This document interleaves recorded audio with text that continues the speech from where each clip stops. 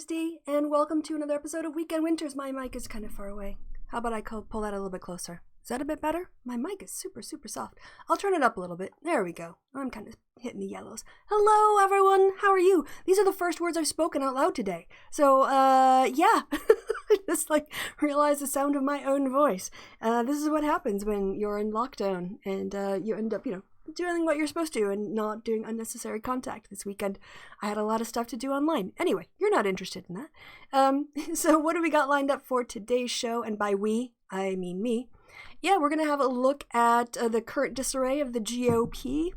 And then I thought maybe depending on how quickly that goes, we would have a little look at a PragerU video on Locke and done by Ben Shapiro, because, he's an expert on nothing, and we'll look at what their propaganda is, and we'll also look to see some of the critiques of John Locke, what people forget about John Locke, in particular, who counts as free, and how labor is actually, whose labor is whose, because he is a little bit contradictory on there when it comes to mixing your labor with things in the state of nature. But before I start, I guess I should go ahead and say hello to people who are in the chat. So first, before I do that, I'm just going to make the screen a little bit bigger so y'all can see yourselves when I put you up on the chat. I got my hair cut since the last time. This is such a cute look. I am loving this. I want it a little bit longer. I'm going for the Friday Fisher, the Australian crime series set in the 20s kind of look, but I'm getting there. Absolutely getting there. It's weird not seeking all day. What? All right, let me go ahead and change over to the other screen where my head is cut off slightly. A little bit of a head cut off. So I'll go ahead and give myself a little bit more headroom there. Yeah, that'll work. Yes. So let's go ahead. I see Striped Mongoose is in the chat. You guys are right down there. Hello. It's again kind of weird. I'm just saying hello to nothing, but in the camera it works. Let's see. Got Striped Mongoose, DNF fan, Tony, Herbie. Hello, everyone. Thank you for stopping by and spending your Sunday morning, afternoon, evening, whatever time it is, wherever it is in the world that you are. So before we start, let's get with a little bit of Schadenfreude, because there are very few things, I guess, in politics that are a relief, that aren't just a constant inducer of stress and anxiety, shock, disappointment, outrage, disgust, revulsion, fear of fascism. I mean, politics in America has always been tense, but it definitely feels this is, the worst. It's the absolute worst. And we can look a little bit, I guess maybe it's worth starting out with, and I think it is. Let's go ahead. I want to show you guys, where are my notifications? These are my notifications. Before we start on dunking on the GOP, which they absolutely deserve to be dunked on and destroyed completely, let's look at the situation that's happening in Portland. Right, so there was a conversation that kind of happened about in the happy hour with me and Kev, and the whole idea of how do we make sure that we keep focus when other things come up.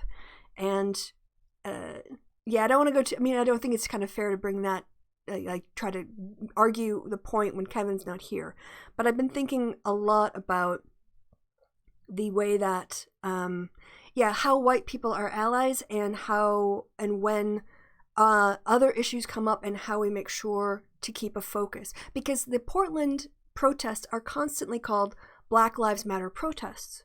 And people who are protesting are constantly using the phrases and the signs, and they're bringing attention to Black Lives Matter. But this has obviously now been mixed up with the anti-government, or not anti-government even, I guess tyrannical abuses of power, resisting tyrannical abuses of power. The thing is that that's also what Black Lives Matter is about. It's just they're changing the form of the tyrannical power now from police tyranny and the use of violence over policing, basically unacceptable tactics to use. If your goal is to protect and serve and the public good and peace and order, not like fascist order, but like just society you can feel safe in, then this is an extension of that. It's like a federalized version of that. But I feel like, anyway, a lot of times it ends up looking, it's a group of white people against usually white cops, not arguing, but fighting over a graffiti on a federal building with tear gas and leaf. It's just kind of like spiraled out of control. And we have to be able to walk and chew gum at the same time. We have to find a way to keep these narratives without associating BLM with resistance to this tyranny, but also showing how it's sort of linked up. Because anyway, I saw this morning online. This is again is this in Portland? I'll have to open up this thread here. I'm assuming it's on the West Coast. Where is this? Pine Street. I don't know where Simone here is from. I can't tell if this is Portland or if this is Seattle. It doesn't say, but the one that caught my attention anyway, was this here. The nurse in scrubs gets blasted by spray while trying to grab someone away from the police. Her day job is a registered nurse at Seattle Cancer Care Alliance, so I'm thinking she didn't travel to Portland. I'm going to make an educated guess that she's in Seattle here. And she told me helping people is her calling, and that's why she's here. And yes, her skin burns all over. So let's go ahead and look at that in full screen. Oh, how loud is that? I don't even know. Oh, that's all right. I don't even have the volume on. That's fine. In terms of I didn't blast anybody out. I don't think we need the sound per se. You can just see the images. They are horrific enough. First of all, what does that say?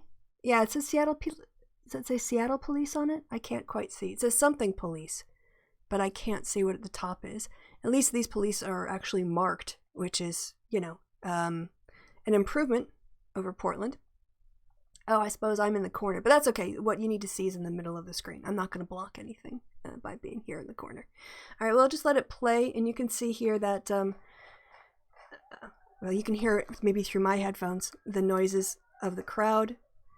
And here's the nurse right here. She's in the blue scrubs. You can see, well, you can't see her now, but she's behind. And I guess I'll put the sound on because it'll provide some context, but I will turn it way down because I don't know how loud it's going to come because I'm not wearing my headphones. All right. So I want to keep an eye on the woman in scrubs right here. What's going to happen is the police are going to start pushing around somebody on the lower side of the pavement, on the step down, and she's going to try to haul them out of the way, get them out of the line of police, help clear them. And you can see what the police do as a reaction. So they're beating on this guy, just knock her over with pepper spray. I mean, it's completely unnecessary violence. I mean, this is a fascist state in action, And all of this reminds me of, a lot of this has been reminding me of the quote from, if you guys have seen Battlestar Galactica, you might have seen this quote. Not the original one, the remake. You might recognize this quote. It's incredibly powerful, and that's why it stuck with me for, I think I saw that series in like 2008, so over 12 years now.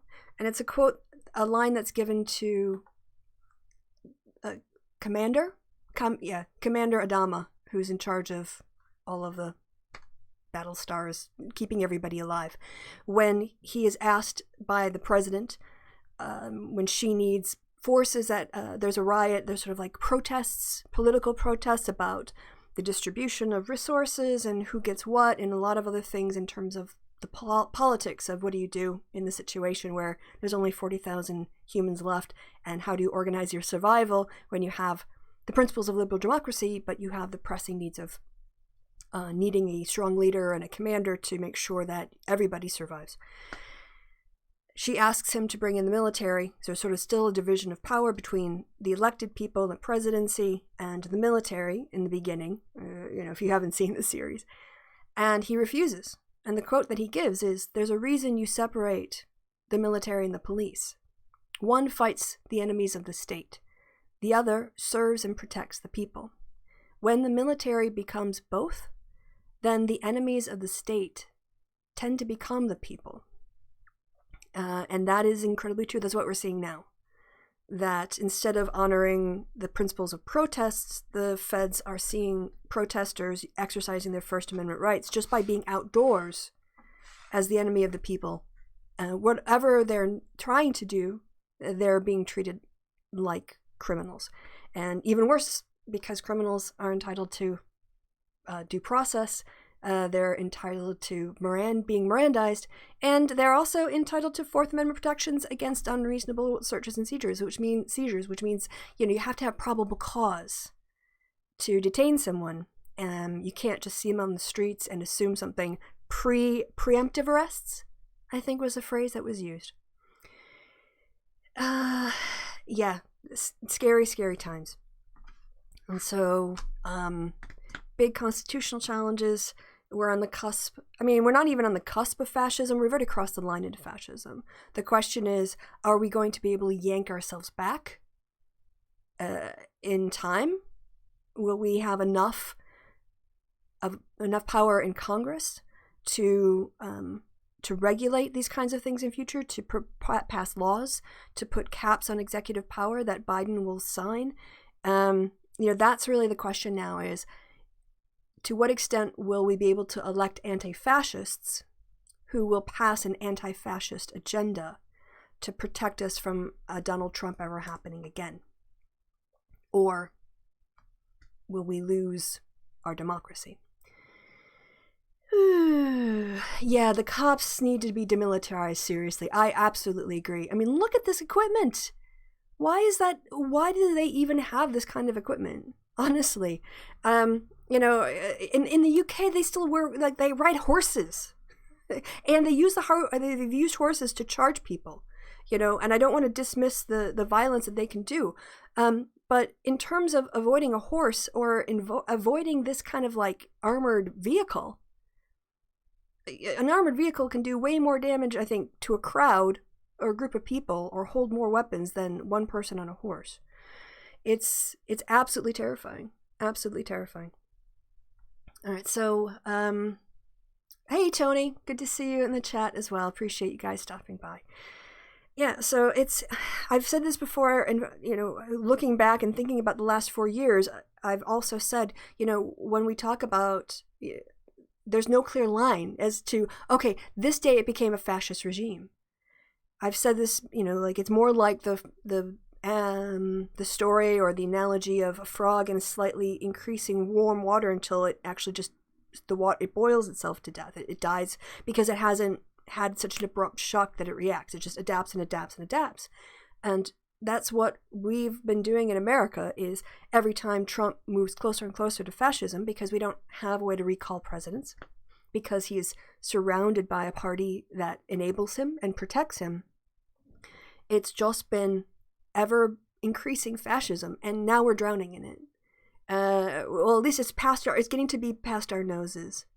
And if we don't find a way to start the water levels going down, it's absolutely going to drown us. I agree, horses can kick up with their hooves, but we've seen how cops just plow into entire crowds of people, dozens at a time. So yeah, we need to demilitarize the police. We need to put body cams on. We need independent investigations for all police shootings, from not within the police departments, but citizen-led independent commissions. We need all de-escalation training.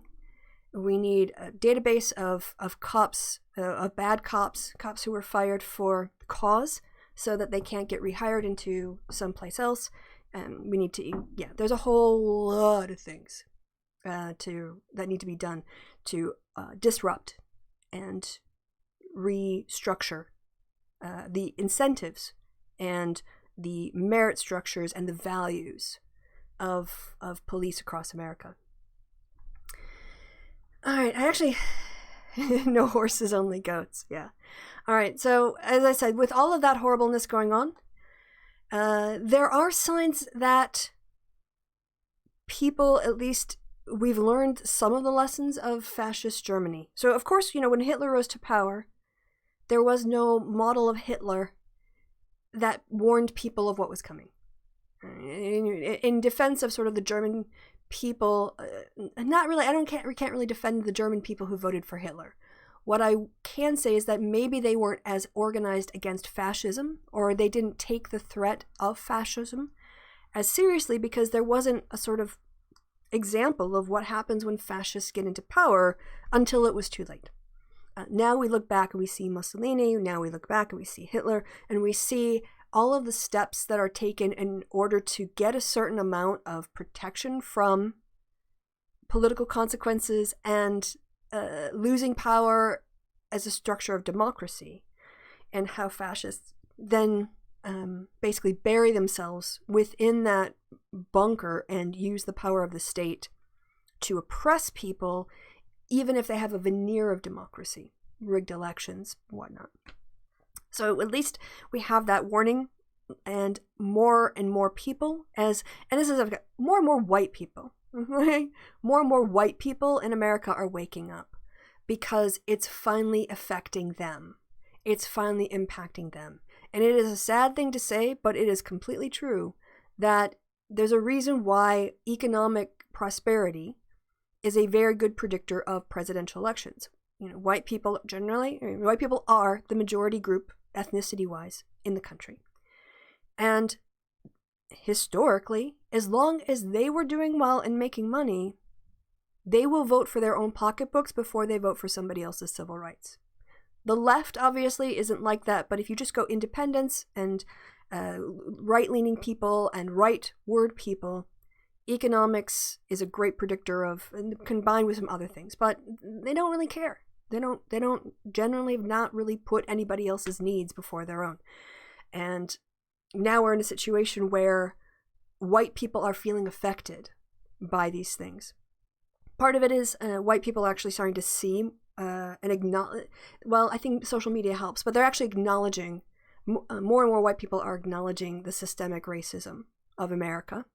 And they see that as being linked to Trump's abuse of power. So there's kind of a self-interest issue there.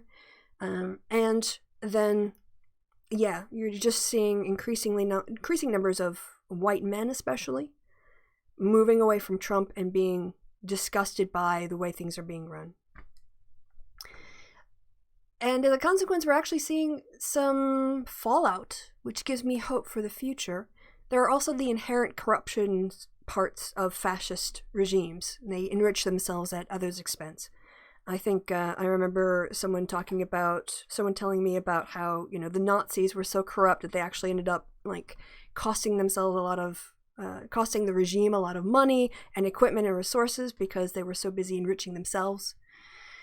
And this we're seeing with Trump. Trump is constantly enriching himself at the expense of everyone else. And it's having political consequences. In a good way. A good way. The people who enabled him are paying the price, which I just love to see. I love a bit of schadenfreude to go with my coffee in the morning. So let's listen to the consequences of getting in bed with a sociopathic, narcissistic personality disorder kind of fash. That is Donald Trump. House GOP pleads to Republican National Committee for financial help, and their pleas are going unanswered. 50 days of protests in Portland. Has it been 50 days already, Donnie? Right. Senior House Republicans are pleading with the deep-pocketed Republican National Committee and the Trump campaign to provide financial help as Democrats vastly outraise the GOP, but top campaign officials are so far declining to commit. House Minority Leader Kevin McCarthy has been prodding the RNC to write a check to the National Republican. You can tell, like I said, I'm just warming up my voice. I didn't do my normal hip-hop warm-up. I should have done that. I might have read this a little bit more fluidly. Has been prodding the RNC to write a check to the National Republican Congressional Committee, a request he has made multiple times. McCarthy specifically has asked Jared Kushner, Trump's son-in-law and senior advisor to make a financial commitment to the House GOP, according to several officials familiar with the discussions, who spoke on the condition of anonymity to freely describe private conversations. Nepotism, oh my gosh, awake for 23 hours, Laurel EOP, L, I'll just call you that, because I can't pronounce things on the fly. Can you imagine having to go to the president's son-in-law to beg for money for your own party's success, which he's meant to be? Like, it's just the nepotism and the self-enrichment, self-dealing, I think, is a term that they use. Yeah, that's what happens. You know, I didn't think they'd bite off my face, is a guy who helped the leopard eating people's faces party. But Kushner, who oversees such decisions and has greater say than the RNC chairwoman Ronna McDaniels. Can you imagine?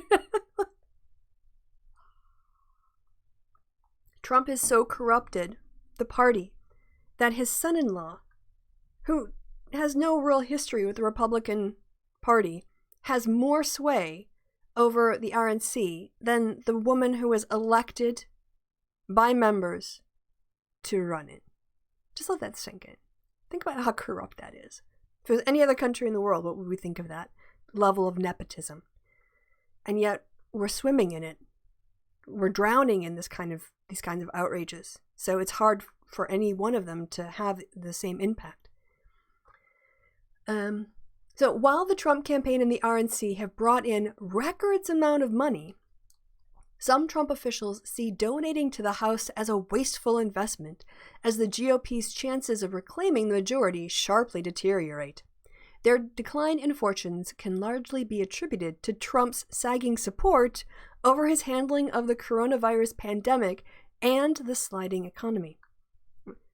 Just like, imagine being Kevin McCarthy, right? Trump has just blown who knows how much money moving the national convention over to Jacksonville, spending all kinds of stuff to get it set up, only to have that completely fall through. He's using the RNC to buy up the books of his kids to support their sagging sales. It's basically a cash cow for his own campaign. And Kevin McCarthy, who, okay, you know what, they are down in the House. Absolutely. But the thing is, they still need, from a Republican point of view, they don't want to lose any more ground. You know, they want to try to maybe claw back some seats. But if Trump is basically hogging all of the money for himself, it's just going to be like a downward spiral. And Trump is the reason why more House Republicans are going to lose their seats, because they're mad at how Trump's handling things. So Kevin McCarthy is looking at a downward spiral of seats that might be really difficult to overcome, even with a Biden presidency, and the tendency for people to vote for the party not in the White House in off-year elections. And he can't do anything about it. He can't. He's the leader of the House for the minority, and he's been a Republican all his life. But he has to go begging to the president's son-in-law, trying to get some money. Oh, this is just... Mwah. Quote, "The campaign just wants the money. They don't care about the House. It's not their concern," unquote, one official close with the Trump campaign said. Quote, "When you've been working in politics for years and you understand it's a team sport, you kind of look at things a little differently. I don't think they see it that way," unquote. And what they're talking about here is the fact that Trump, politics is about addition, not subtraction. And I mentioned there was the anniversary of either Paul Wellstone's birthday or the day that he died. And Paul Wellstone, for people who are not old, was a Democrat from Minnesota. He was very progressive, got along pretty well with Russ Feingold. They're sort of like maybe slight competitors for that purity, progressive part of the party. I know a lot of people found Russ Feingold really self-righteous and hard to deal with because of his self-righteousness. But Paul Wellstone came to Wisconsin and came to Dane County and did a fundraiser for I think the Dane County Democratic Party and the state Democratic Party. And it wasn't even his state. Like, he came to Wisconsin in order to help us in Wisconsin raise money for our state party to help Democratic candidates, because he understood that when Democrats win in other places, Democrats win everywhere, because you're more likely to get a majority. And he took his time out to come and visit us. And then I actually like drove him to Milwaukee and got to spend a little time with him and heard he told me a great story, which I'm not going to tell now because it's off topic and I want to try to stay focused. But he was a very nice man and a good team player. And you don't, as a party, you can't win by being selfish. For a party to win, you need other people to be successful in where they can be successful in their states and their districts. Trump has been raking in an unprecedented amounts of cash, though presumptive Democratic nominee Joe Biden outraised him the past 2 months. The president's fundraising committee and the RNC entered July with a whopping $295 million on hand, more than twice the $144 million President Barack Obama had for his own re-election at the same point in 2012. In a statement, the RNC said no decision had been made. Well, I don't think it's the RNC's decision to make. Maybe that's the problem. McCarthy declined to comment about his request. The rejection has angered some Republicans, many of whom believe the president has a duty to help the party, not just himself. Yeah, well, thing is, you guys in the House enabled him. He doesn't respect you. Trump doesn't respect Republicans in the House. He doesn't respect anybody. Nobody's demanded his respect. They've all just been subservient little lapdogs. So why would he help you out? He has no sense of loyalty. The only sense of loyalty Donald Trump has goes in one direction, unless you leverage loyalty out of him. And none of these men, overwhelmingly, I don't want to exclude women entirely, but it's mostly guys who are running stuff on the Republican side, because they don't tend to hire women, really. They don't tend to put women forward as candidates, and then those women who are put forward are less likely to be elected unless, a man before them has greased the wheels, someone like Liz Cheney. And yeah, if the president's party doesn't win, what can the president do? But Trump, of course, is a narcissist, so he doesn't see it like that. Getting on with this, those familiar with the dispute who, like others, spoke on the condition of anonymity, to talk frankly, blame Kushner for failing to understand the importance of unity and working together. That's a reflection of the top, I'm sorry.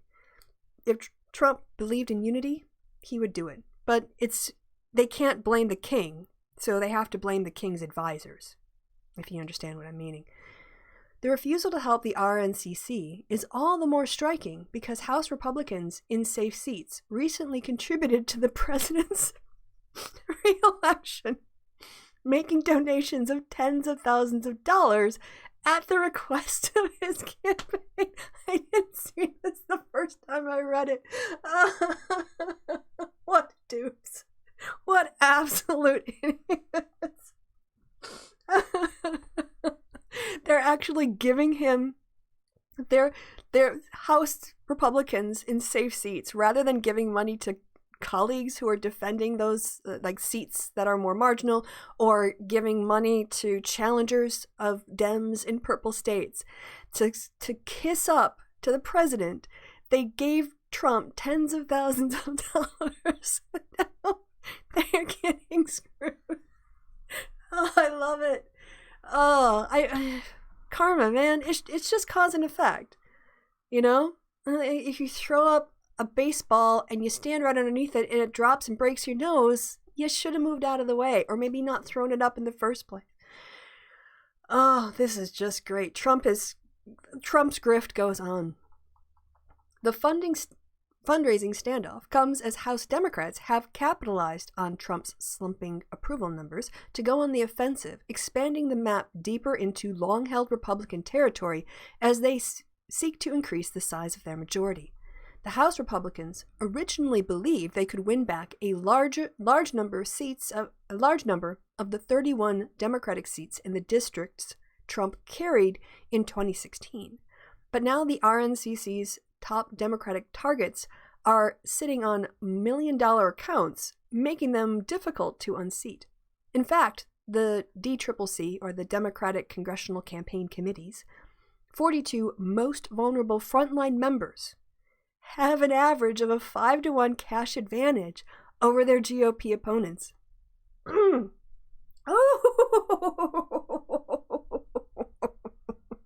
5-to-1.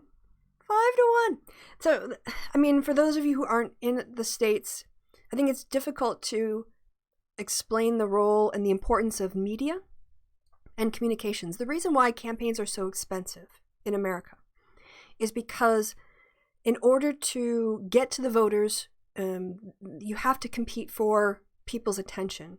And the way that you get people's attention is usually through paid media. You do flyers, some sort of campaign literature.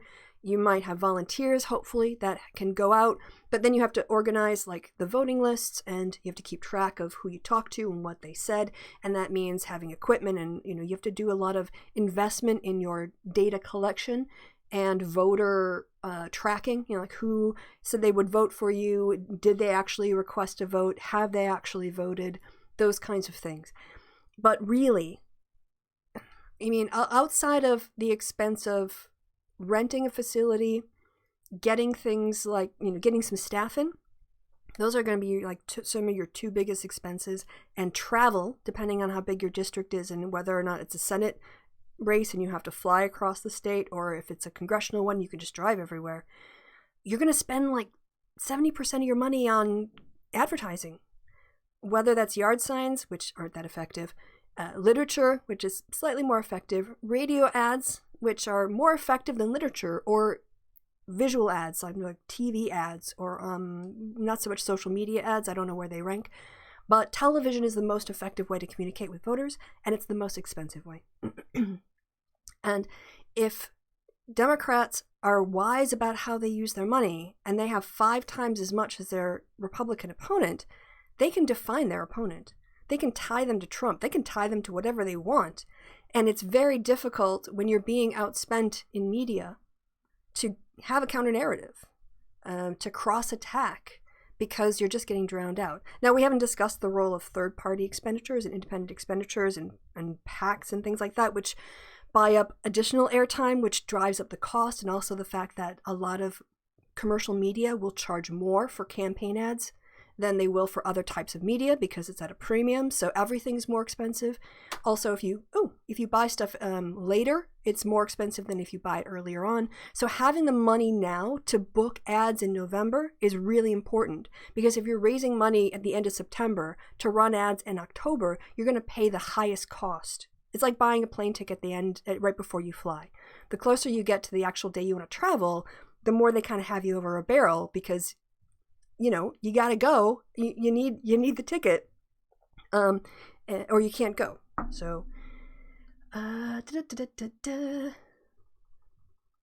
right, right. So yeah, additionally, 30 Democrats outraised Republican foes in the second quarter of 2020, putting the party in a prime position to grow their ranks in the House. Quote: Washington Republicans have learned the hard way that encouraging people to drink bleach doesn't make for the most effective fundraising pitch, boasted Representative Sherry Busto, chairman of the Democratic Congressional Campaign Committee, reveling in the House GOP's money woes and referencing Trump's claim about treatment for COVID.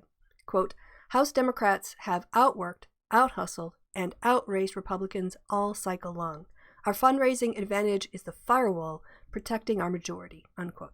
It's also easier, I'm going to be honest, it's going to be easier for a party in the majority to raise money than it is for a party outside.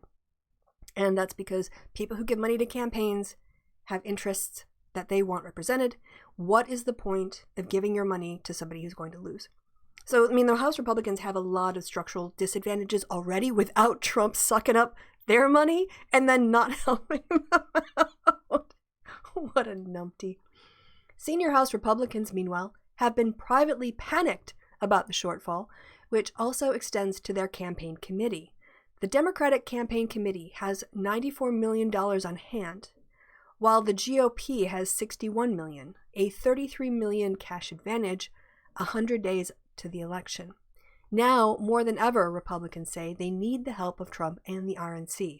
Quote, They should try to get as much money as they can, as much as possible, unquote, said outgoing Representative Pete King, who said the money shortage had made him glad he's retiring.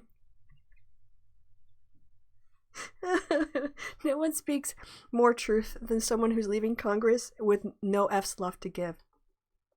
Democrats, King added, are getting a major boost from the online fundraising platform ActBlue, which helped them win the House in 2018. Republicans, meanwhile, are seeing some of their longtime business donors hold back due to pandemic-triggered economic woes. Too bad, so sad. Trump and RNC officials have recently met with Republican aides from the Senate and the House to outline their ground game operation and vowed to help with infrastructure and volunteers. But money is another question entirely, and the House GOP lawmakers say it's what they need most.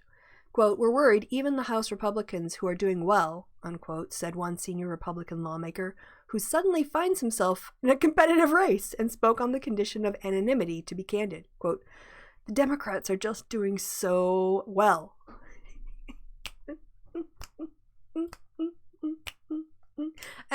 And that's because even in the pandemic, for those people who I think who aren't economically affected, they feel politically, affected and see that this is a time to step up.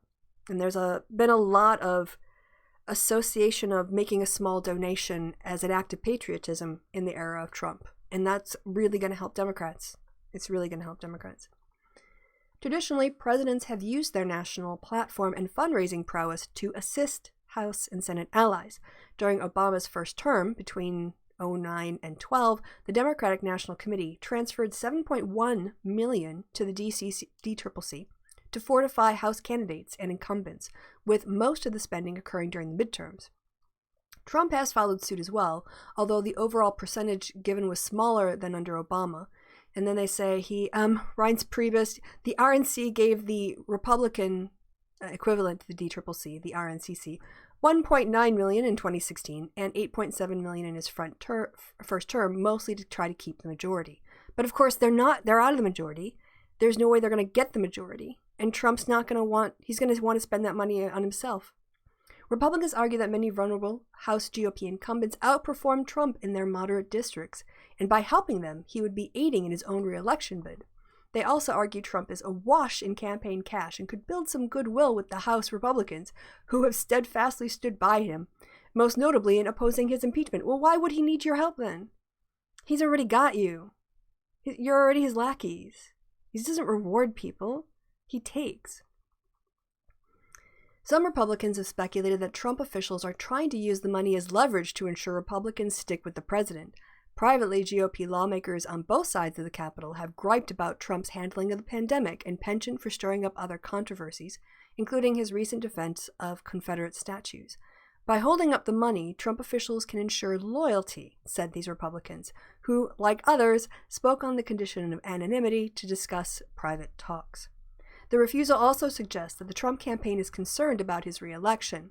While Trump has shattered fundraising records, Biden outraced him over the previous 2 months, gaining on the president amid the chaos of the pandemic.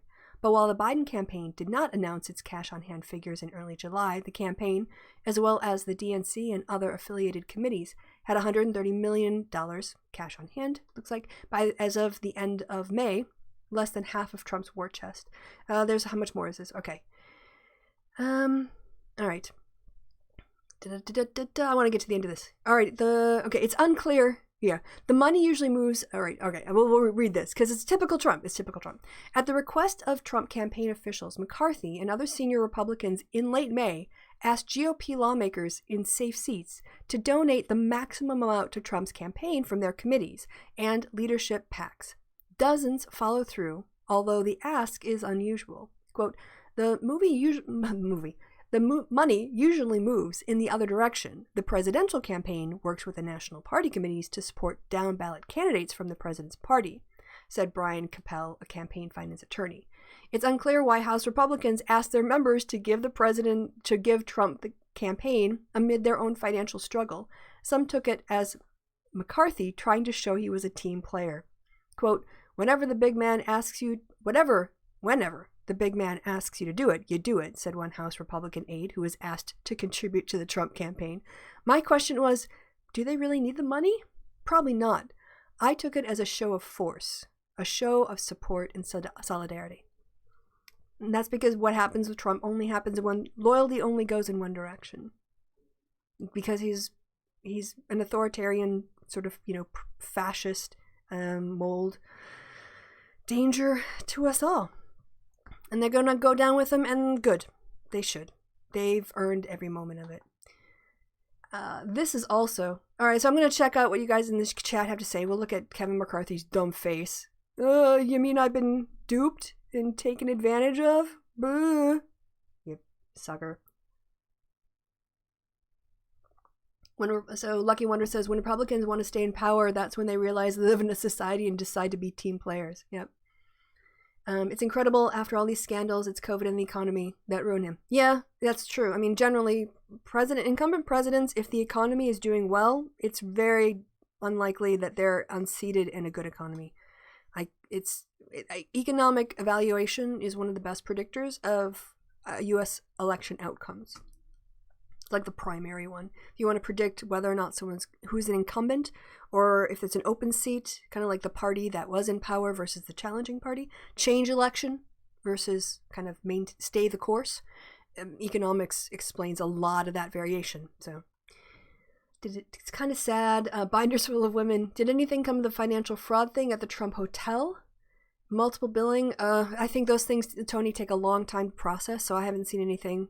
I think all of those kind of ethics concerns take a long time to process. It won't be resolved, I'm sure, until after the election. Couldn't happen to a better group of people. Agreed. Unfortunately, that is a demonstration on what Americans care about primarily. What's this? Oh no. I got a message from my dad, but I'll get back to him. Too many lumpy start over. Okay. All right. The other thing that really, really entertained me this morning, and then after this, I'll look at the chat a little bit and I'll maybe message my dad. But you guys remember? I'll just tell him. I'm just going to message him. On air now. Call ya in 90 minutes. Yeah, because we won't go longer than that. Alright. Thanks for waiting for me while I reply to my dad. Man, it's if I can spell it correctly. Boop. Okay. This... So I have 2 lumps of schadenfreude in my coffee this morning. RNC and Trump campaign told to stop using President Reagan to raise money.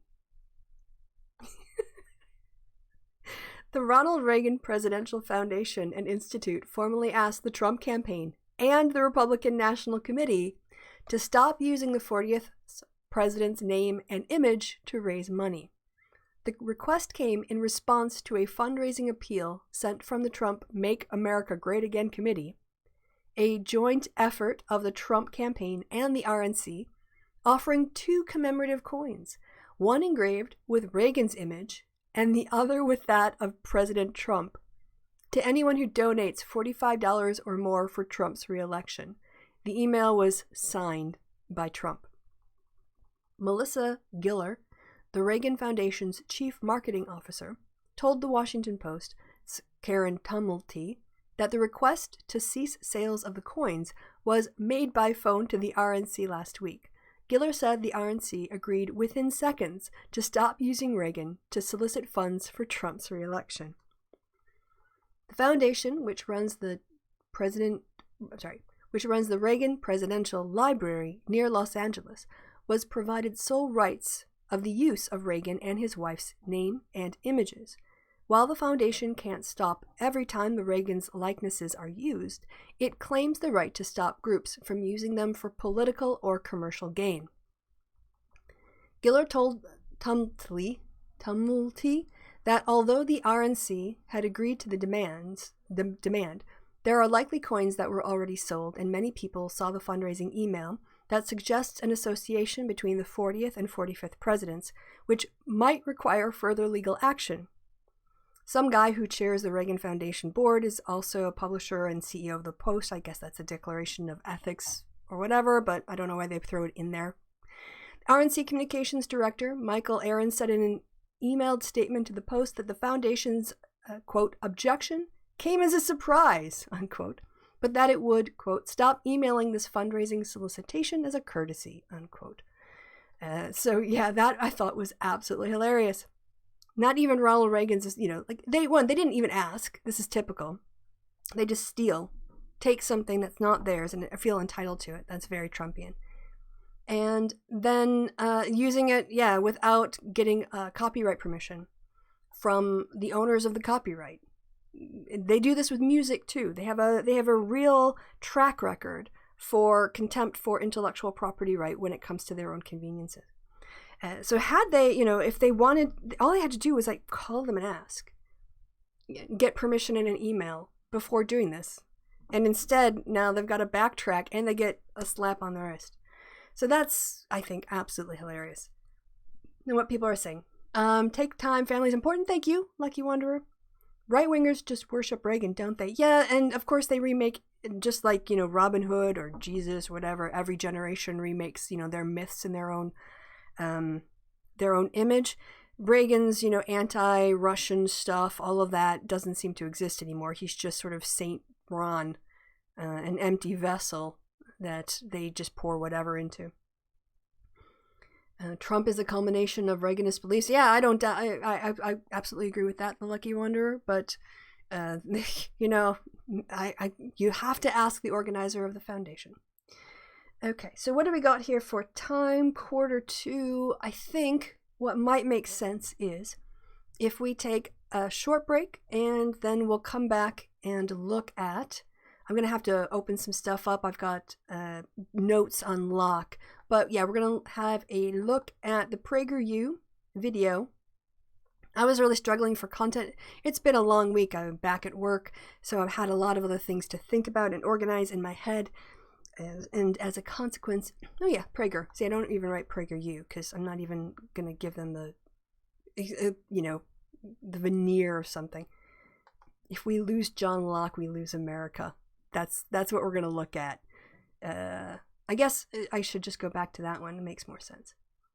All right. So if you want to... When John Adams and Benjamin Franklin... Shut up, Ben. We're not ready for you yet. We'll get there. We'll get to debunking you in a bit. So that's what we're going to take a look at. Let's take like a 5-minute break. I'll warm up my coffee, stretch my legs, and then we'll come back.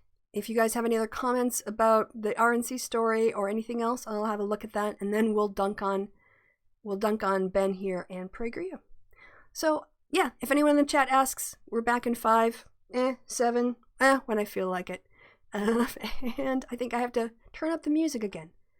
And then we'll be on our way. Ooh, but mute that one.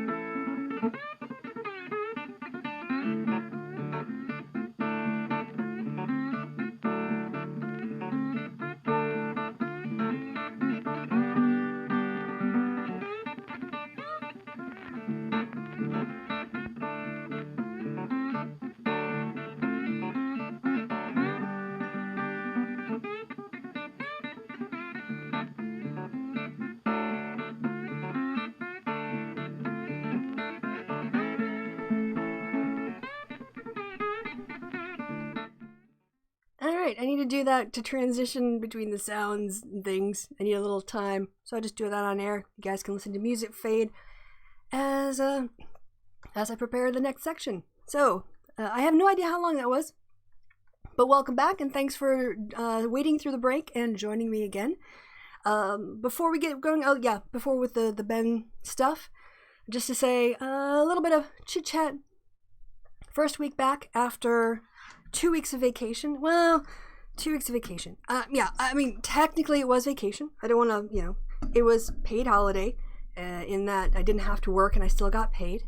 That was, it was a good break, and I realized why, for me, it was important. Working from home and also having the experience of doing a PhD and a postdoc, I have to be my own boss. I have to organize my time. I have to do a timetable. And I have to just, sit down and do the work, whether or not I feel like it sometimes, or I have to find ways when other times to do it, when it's better, if I've got writer's block or something. But when your job is writing, there's just like a part of my brain that's always like, why aren't you doing more? Why aren't you doing more words? Why aren't you getting more research done? Because until it's done, it needs to get work done. And what the break allowed me to do was to turn that part of my brain off, this sort of background self-pressure and stress to do stuff. And then when I realized it, like Monday, I was like, oh, yeah, I'm really out of the habit. So kind of like a uptake. And I ended up doing some work yesterday, again, with writing. Sometimes it's about when it's the best to write, not because you have to, just because you sit down you're at work doesn't mean that you're in an optimal mental space to write. And so I had to, I took a half day on Monday because it was like first day back, and I'm like, whoa, I need to ease into this. And so I did some writing yesterday, but I'm back now in the flow. And just it was good to get away, although it would have been better to get all the way away and not. I did end up doing work during my vacation, administrative work, and chasing up some other things and editorial things. So it wasn't a pure vacation, but it was better. Not that you guys really know, I'm just sharing, what's happening in my life. All right, let's get on with something more interesting than my life. I don't know if anyone can relate to that, or if that provides any sort of insight into if you're thinking about doing this kind of work for a living, but that's what I found.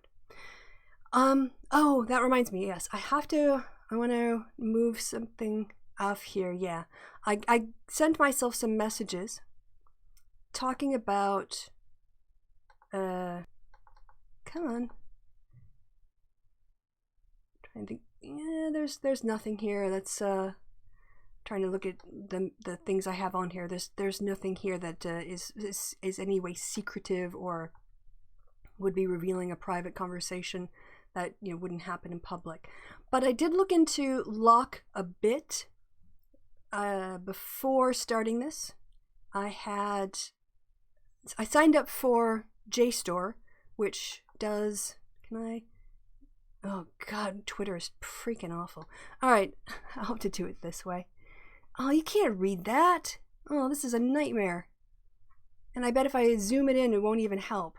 It'll just resize the page. Oh, I freaking hate Twitter. Twitter is the freaking worst. Okay, let's talk about the way that Locke is illiberal. First is when Locke was talking about men and their equality in the state of nature, he meant men, and not even all men. A lot of his notions of who could vote and everything else was limited to propertied men. And also this idea that if you mix your labor with something, it becomes your property. Well, that doesn't really transfer in his mind when it comes to your servant. Your servant's labor apparently is transferred, what they do with their labor, because by virtue of their being your servant, their labor becomes your output, which is pretty illiberal. And there's also, which I wish I could show you. What is it called? It's called Locke's Doctrine of Property on JSTOR. I signed up for JSTOR so I could get 100 free articles, which you can do, by the way. You can sign up on JSTOR and they will give you 100 free articles during the coronavirus period as a way to, I guess, contribute to information or liberate. They should do all the freaking time. Every year you should get a free 100 articles, in my opinion, but that's a whole different conversation. Locke, this article anyway, pointed out that despite this sort of framing of men having God-given rights that cannot be violated, which, how that structure works is very woo-woo, doesn't extend to people who are enslaved. Actually, they didn't make this point, but it is obvious that this is racially based. We're talking about white Europeans here. We're not talking about all men around the globe. We're not even talking about all white men. We're talking about propertied white men. And that in Locke's worldview, when he talks about natural rights, he also assumes what the writer calls natural hierarchies. Natural hierarchies is part of the worldview that women owe submission and obedience to men, and children owe submission and obedience to their parents, which really comes down to it's not a natural hierarchy, it's a violence hierarchy. Let's face it. The reason why men view it as natural is because it's been so institutionalized as to be invisible, as to be assumed as part of nature. And by that I mean, when we lived in, before we had a notion of rights-based societies, the way that societies were structured before sort of political bodies and everything else was in large part determined by who could beat the crap out of whom, right? And due to the physical differences between men and women, despite the straw manning that people think that sameness is equality and equality is sameness, men could just beat the crap out of women, and as a consequence, they exercised violence, either actual violence or the threat of violence, over women to institute a society in which it was just assumed that women should be obedient and submissive to men, and if they weren't, they would be punished by violence. That was the norm. And because it became the norm, people thought it was also, they gave it a religious veneer and made it women's duties to be submissive and obedient. And so as a consequence, Locke doesn't have any self-reflection on that hierarchy at all. He assumes that there is a natural hierarchy, and that is the other one built on, so that's the private sphere, violence-based hierarchy, not natural hierarchy. And then the other thing we've inherited from antiquity, not we, but in Locke's time, and I think coming down today, is the idea that servants are of less worth than their masters, whether that or they're the person who employs them. So whether it's an enslaved person owing obedience and servitude by virtue of their status, or someone who has to sell their labor in order to live, that those people are of less worth and less value, and that is also a natural hierarchy. And who's writing these books about natural hierarchies? It's the people who are benefiting from them and riding on that history of violence and the threat of violence, or maintaining it with violence when anyone challenges it. Locke didn't do anything, didn't self-critique in that area at all. He just assumed that natural hierarchies were how you organize society, and that when he was talking about life, liberty, and property, it was a very exclusive group of men in his world who were actually deserving of suffrage, he basically, when the power is up here with the aristocrats and the kings, and they're just saying everybody underneath us are schlubs, men who have education and money and status but don't have political power want to get into that door, but at the same time they want to keep the door shut for anybody of all the schlubs they have power over. So it's great for an Enlightenment kind of person, people for Jefferson, Washington, independent freemen, farmers in the state, in the colonies, because they were talking about themselves and amongst themselves, and they were saying we should be as equal as the people with power, but we need to maintain our power structures over women, over enslaved people, over poor people, over native peoples. Because the only people who are really equal are us. All right. Natural hierarchy, goats, dogs, all other animals, humans. Laughs and university license to JSTOR. Yeah, I mean, you have no idea how valuable that is until it gets cut off. And I did look to see if our institution signs up to JSTOR, but it doesn't. I mean, it doesn't make sense that a German institute would necessarily pay for that. It's a lot of money to have a JSTOR license. I know. And in an era where we're trying to actually move toward opener sources, you know, there's a lot of German resources that you can use. So let's so this video, I'm not talking to you, Alexa. All right. If we lose John Locke, we lose America. Nah, bro. Nah. If we lose John Locke, we'll be fine, because we've moved on from the Enlightenment. We're a little bit beyond 18th century worldviews. But let's see what lies we're going to hear. Most of us learn the key idea of the Declaration of Independence in schools, that, quote, all men are created equal, except the ones who aren't, like the enslaved people and the native people and children and women. Yeah, men without enough property to qualify for the vote. So the lie we tell ourselves now about inclusivity, if we were honest about who the men they were talking about, we would realize most of us wouldn't be counted if we lived during the revolution. Most of us would not make that cutoff of equality. It's a lie to present it that it was ever like that. Anyway, endowed by their creator with certain unalienable rights, which I'm not a political theorist. I deal with political theories insofar as when I look at political behavior, I'm familiar with accounts that explain things like partisanship outcomes or vote choice outcomes. I am more geared toward theories that allow me to derive empirical or testable hypotheses that I can check against the data. So that's where my strengths are. I'm not a normative political theorist. It's about practical application as opposed to theoretical stuff. And although I have some frameworks for normative political theory, it's not my strong suit because I tend to veer toward the empirical side of things. And I've never heard a good explanation of how these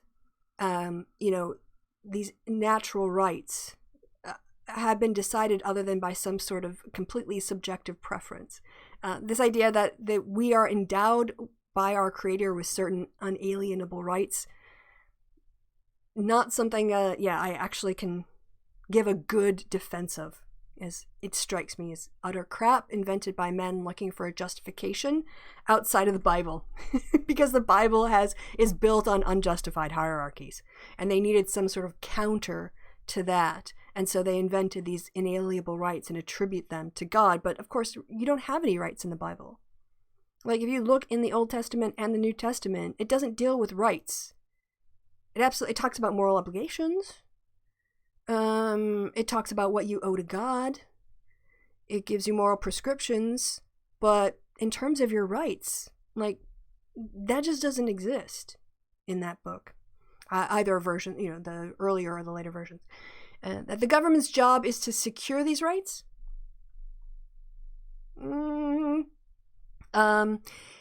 This was a radical departure from the way things had been. Where did these revolutionary ideas come from? Ben Shapiro does not explain in this completely propagandistic video. Again, this is how white supremacy works. Let me just point this out very clearly. Ben Shapiro, other apologists, Carl Benjamin, another example, what they want to do is they want to take a world based in white supremacy, in unjustified hierarchies, in racial structures that were designed to keep power within one racial group or ethnic group, or constructed ethnic group in the case of the United States, whiteness being a construct that developed in America as a direct consequence of keeping slavery, maintaining slavery as an institution, co-opting whites into maintaining it, whether or not they economically benefited from it or not. Where was I going with this? Oh, right. And so they take a white supremacist structure and a white supremacist worldview and a male supremacy worldview and a patriarchal structure, and they sell it in a way to make me and you and everyone else want to buy into it.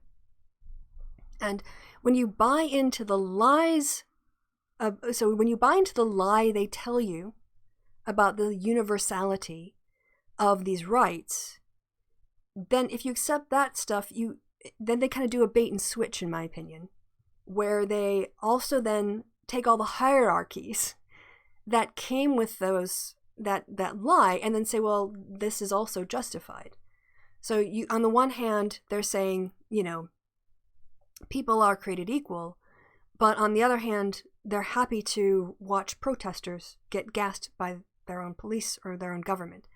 So it's really about the preservation of elite power, and elite here is white propertied men with conservative Christian values, and keeping that group supreme in order to keep that ethnic hegemony in the country and pass on wealth and influence. Isn't Locke utilitarian? Bruce, like I said, I don't know.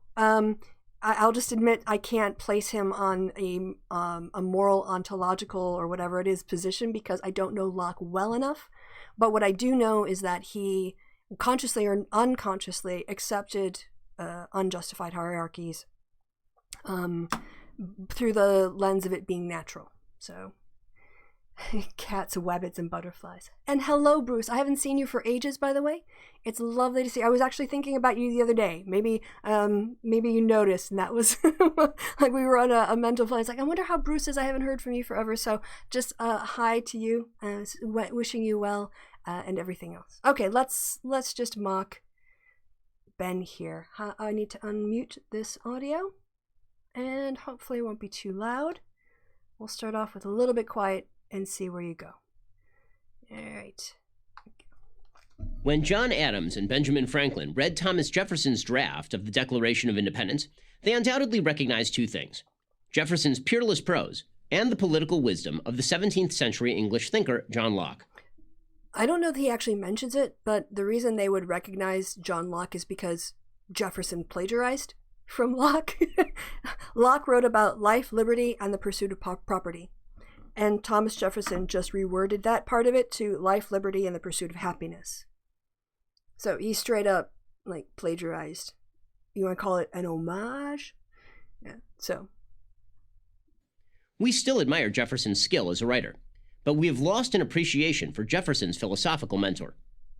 John Locke was born in 1632 in a small village in Somerset, England. He studied at Oxford to be a physician, but achieved fame as a political theorist. In 1690, he authored one of the most famous political tracts in history, Two Treatises of Government. England had just gone through a period of great political turmoil, the so-called Glorious Revolution of 1688, in which the Catholic king, James II, was overthrown and replaced by a Protestant one, William of Orange.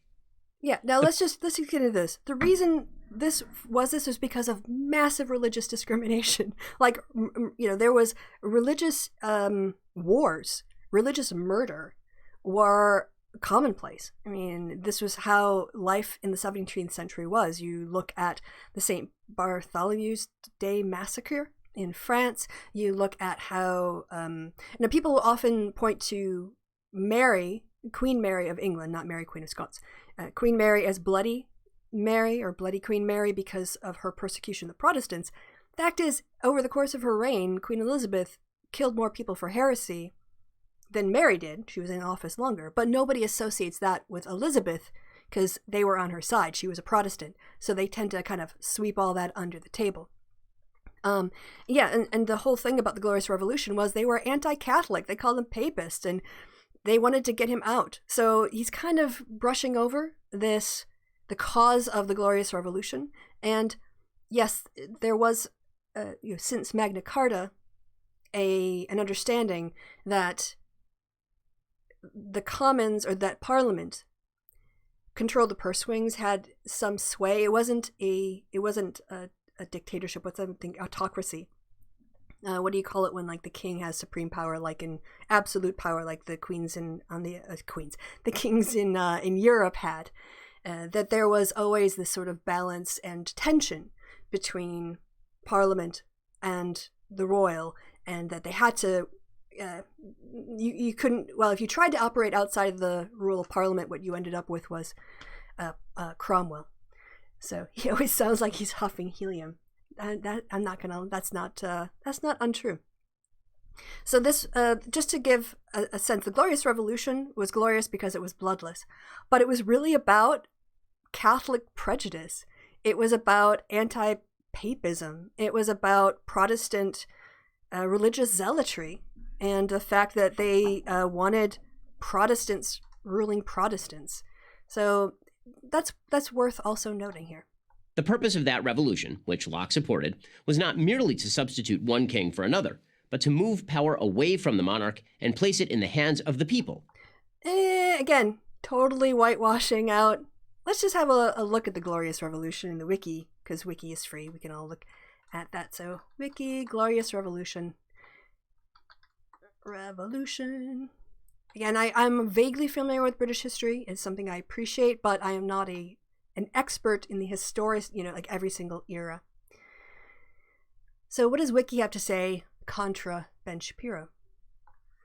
It was the deposition and replacement of, also, did he say England? It's England and Scotland. So again, your geography was wrong there, Ben, if you said that.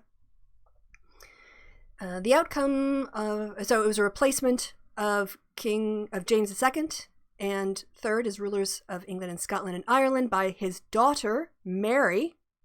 Kind of leaving out the women. Here. And his Dutch nephew and Mary's husband, William III of Orange.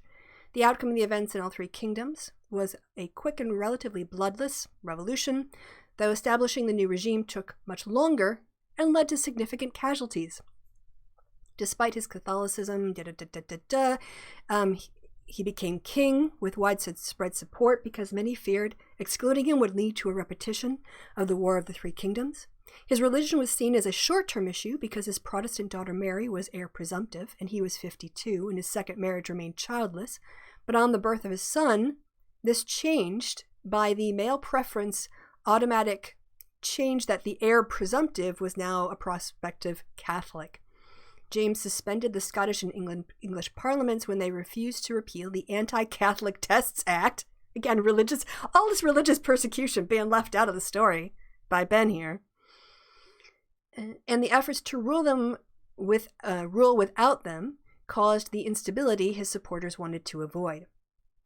His primary support base in England were the Tory members of the Church of England who remained loyal until actions such as the persecution of 7 Anglican bishops seemed to go beyond tolerance and into assault of the church.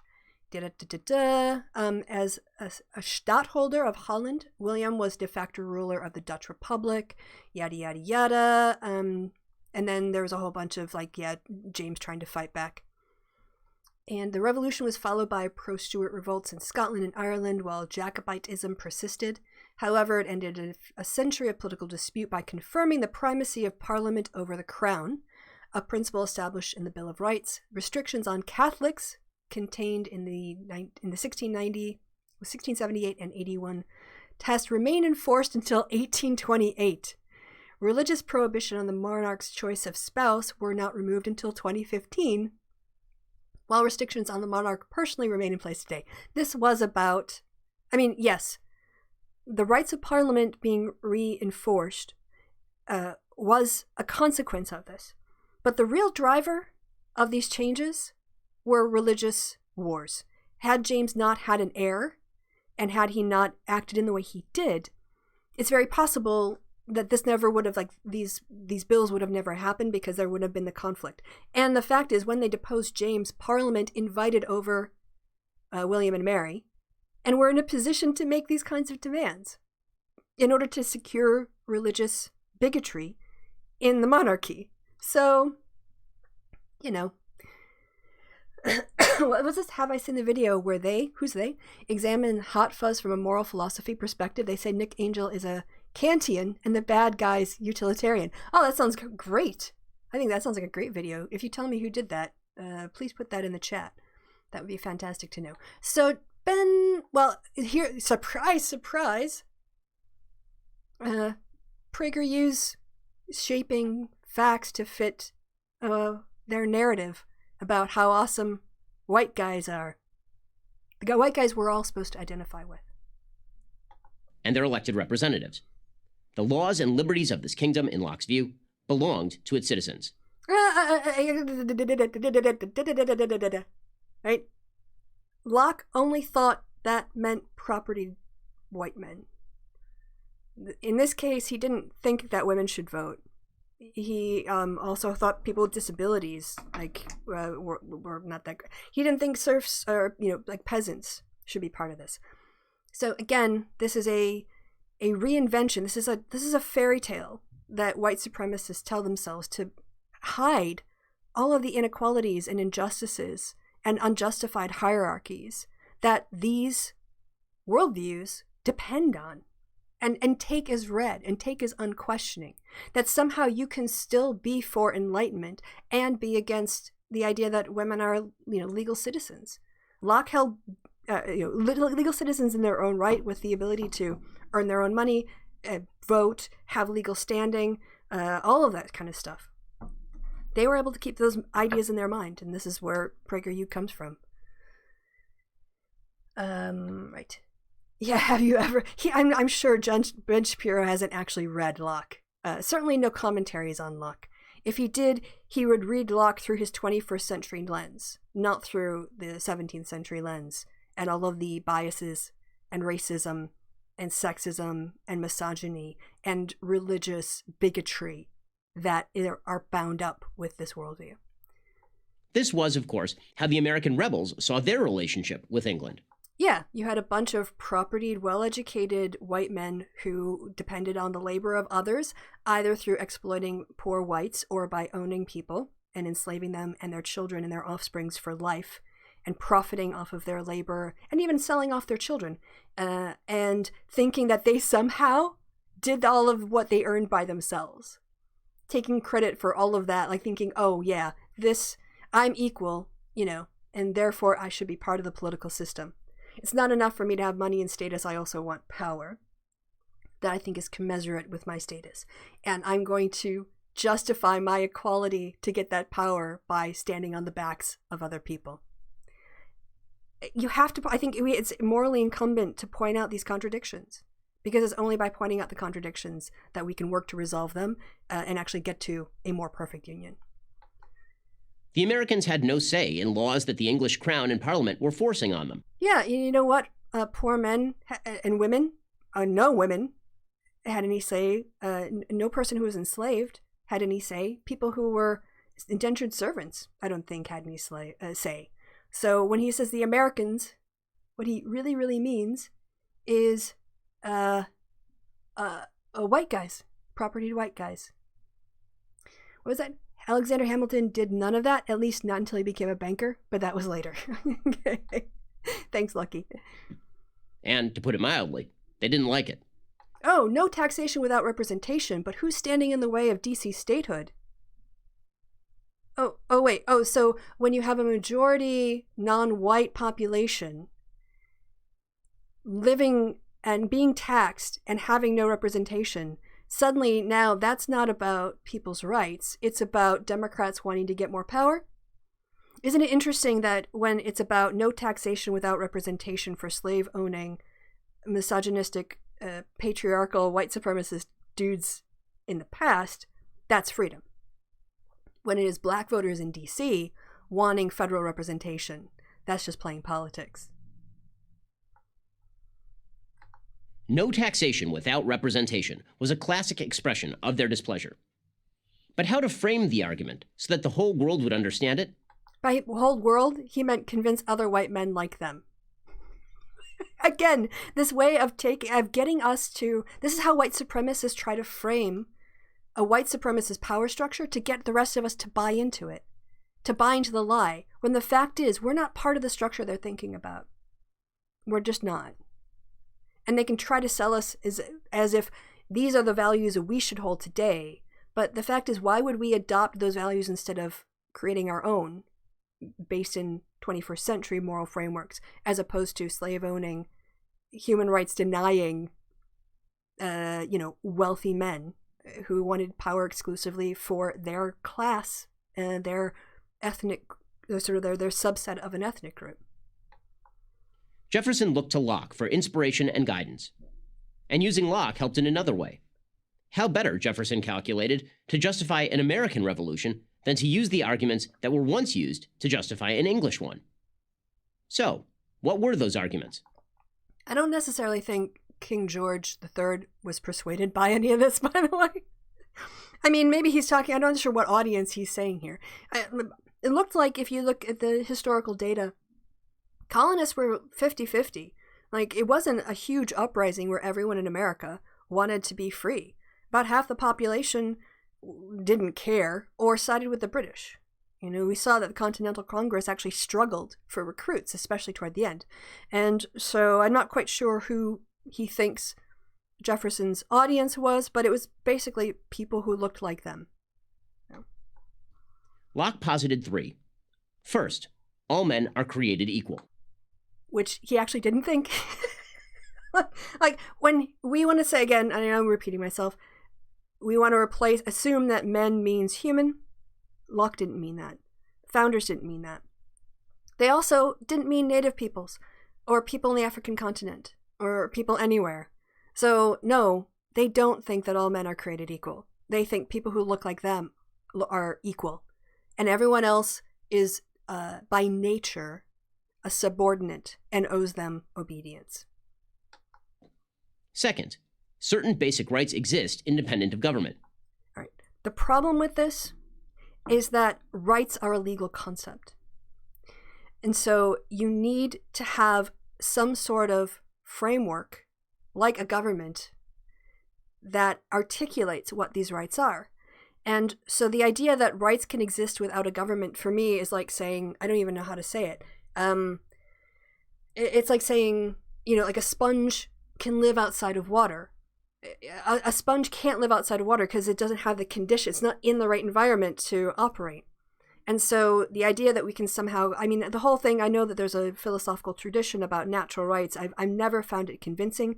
What it basically seems to be is people within one group doing some speculation as to things they want to feel entitled to, and then reverse engineering a justification. Maybe I've got that wrong. People are free to give me corrections. I'll even take one. Lucky Wanderer is a third, sided with the Continental Congress. Third, supported the British. Third, literally did not care or had no preference. Thank you. Lucky, that sounds completely plausible. I will take that on. So 50-50 for those who cared. And then just like today, there's a big bunch of people who just checked out and expected everyone else to take care of the mess for them. Anyway, so I don't like this concept of basic rights existing outside of government. Just it makes no sense to me. Like, especially because the only way that you have a right is if everyone else agrees to it and enforces your rights, or allows your rights to be enforced. So how can you have a right without a structure of enforcement? You can say, I'm entitled to this thing, but just because you say I'm entitled to say whatever I want whenever I want, because that's a basic right that I am endowed with, if no one else is willing to step up and defend it, you don't have that right. Because rights are socially constructed. You can't just claim a right as an individual.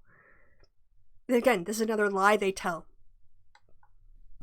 Third, government exists to protect those rights. Okay. I think we can go back a little bit to Hobbes. And, Hobbes, he's got a whole chapter on witchcraft, which is like out there kind of stuff. But the reason why, if you haven't read Hobbes, the reason why Hobbes is kind of thought of as the founder, the first important thinker of political philosophy after the Greeks. There's a whole period of philosophical scholasticism, which is caught up with all kinds of things that we don't even talk about, or so distantly related to real lives anymore.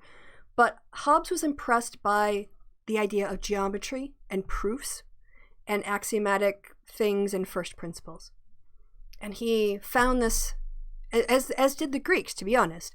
There's a different kind of knowledge when you can say something with certainty in a way that you can with a geometric proof. Or some things that you can prove mathematically. It gives you a kind of certainty that you can't apply to other parts of life. So Hobbes wanted to try to figure out, like, what are the fundamental assumptions of organizing government? And I think that Hobbes makes a very compelling argument. There's the assumption about the state of nature. In the state of nature, everyone can do whatever they want, but as a consequence, if someone hurts you, there's no structure to help you. You're kind of on your own. And the first thing that a sovereign does when you and again, this never really happened. It's a thought experiment, but to move from a situation where you have all of your freedoms, doing whatever you want in the state of nature, the trade-off to living in a society where those are going to be restricted in some way, and that you're going to be confined by rules imposed on you, what you get in terms of a trade-off is you get someone who will enforce contracts, and that allows people to not cheat you, so you can build up over time consequences for bailing out on behavior, and to kind of enforce the laws that keep the peace. Those are the primary things. Like, there's nothing about protecting your rights in Hobbes. It's, other than like contract rights. The sovereign isn't there to necessarily enforce your free speech rights. And if we look at governments up until the Enlightenment period, governments didn't exist to protect the rights of people. And even the American government that was established specifically denied, 90% of the country their rights. All women, white women or Native women, so that's more than 50% of the population, did not have a guarantee of rights. And then you had to be the right national, you had to have the right national origins to qualify under the U.S. government. And even then you had to own a certain amount of property. So this idea that the government exists to protect the rights of people was a lie. The U.S. Constitution is structured, in the way it was originally conceived, to keep a small elite group of white propertied men permanently in power. They were the only ones who were given the right to vote for themselves in order to perpetuate that structure. And that's a truth we don't get from Ben. What we get is a fairy tale. Somehow if we lived in these times, we would be part of this group of people who got freedoms. Women's situation, certainly women who were enslaved, Native women, their situations didn't change a whit between the British rule and being ruled by white colonial men. Other than maybe seeing their husbands get a bit more money and having more social status, white women didn't see an expansion of their rights. In fact, some places where they were allowed to vote, they lost their right to vote, white women. So again, another lie. Yeah, Magna Carta speaks of ancient rights.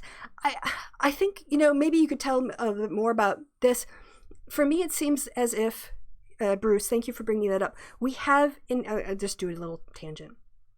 When I reflect on the way that human societies have organized themselves independent of time and space, there seems to be a fundamental conflict in two opposing forces that are both beneficial or are both part of human society. On the one hand, we're social creatures, and so we need each other. So we live collaboratively as a foundation. That's not the contention yet. That's just an assumption I'm going to make. As social creatures, generally, even though you might get some people who are hermits or whatever else, human societies are social ones that involve cooperation and large groups of people. And if you have one person making decisions, one person leading, that is more efficient and allows for more flexibility, also accountability in terms of holding that person accountable for their decisions. But having an executive gives you evolutionary advantages. It gives your group survival advantages. We'll just say that. Compared with doing everything by committee. Like, just if you compare trying to decide going to war, battle tactics, where you give it to one person versus you give it to a committee, you're going to get faster, rapid, more decisions out of an executive. On the other hand, the pool out of which you pull the executive could be any member of society, right? And so there is also this tension that anyone could be the ruler or should be the ruler or has a chance to become the ruler. And we know in Viking societies, they actually elected their kings, right? So on the one hand, they all know that they possibly could grab the crown. And within this, sometimes the pool of participants changed and women were able to work their way in or whatever else. Or in the Roman Empire, some meritocracy where, people would move up through the military ranks, the meritocracy, and then, kill off the emperor and take his place in the chaotic period approaching the Dark Ages. And it's this sort of, anyone could be, the democratic notion that any member of the tribe or the group could lead the group, and understanding that there's a fundamental equality there, but then also submitting to leadership because it's got a survival advantage, and going back and forth on these. So when were you saying, Bruce? You're already, Magna Carta and ancient rights. I feel that those ancient rights kind of go back to the notions of, the Athenians and the idea of citizens all being equal and participating. And that's clashing directly with the kind of executive, say Roman style of top-down. Of course, he had the Senate too. I mean, we've just seen this throughout human history. The populace versus the executive. I'm sorry to get super on a tangent, but I think that's kind of those ancient rights seem to me to make more sense in terms of forms of democracy than an appeal to the creator. Okay. Hitting play. Let's take them in turn. Number 1, all men are created equal. Locke starts this argument at a very basic level, namely that human beings were created. No, he didn't. See, this person not equal in Locke's worldview. This person not equal. Or if there is an equality, it is a kind of there is no slave, nor free, nor male, nor female, nor Jew, nor Gentile, or whatever in Christ Jesus. In other words, your equality comes after death. But in this life, you're all on a ranking scale. So, that said, clauses, Bruce has jumped in. Clauses 39 and 40 talk of the free men, lawful judgments and justice, and retain the power to make the blood race. Whew, what is that? To echo Lord Bingham. In the U.S., Magna Carta informed the Declaration and the Constitution, but its authority and influence may derive more from what people think it said than what it actually contained. Yeah, absolutely. Yeah. So we're both right, Bruce. We're both right. This is, again, how they cover up their white supremacy. They misrepresent who counts as having rights. Because if women had rights, why did it take so long for them to get suffrage? If women are endowed with the same rights, if all people are endowed with the same rights, how could you own a slave? How could you enslave somebody? These contradictions are just swept under the rug, rather than admitting, they were only talking about white guys and everybody else they thought didn't deserve the same rights, didn't have the same rights to life, liberty, and the pursuit of happiness or property, because legally they couldn't own it. Created equal by God. We're all part of the same species. We're all capable of doing human things. In that sense, we are equal, not in qualities or outcome, but in rights. As John Locke wrote, creatures of the same species, born to all the same advantages of nature and the use of the same faculties, should also be equal without subordination or subjection. And yet he believed in natural hierarchies. Yet he assumed the natural submission of women to their husbands or fathers, or children to their parents. So, again, misrepresentations. In this way, a king is in no way superior to a commoner, such that he might violate the commoner's rights. The king is a human being. The commoner is a human being. Each can reason. Therefore, one is equal to the other.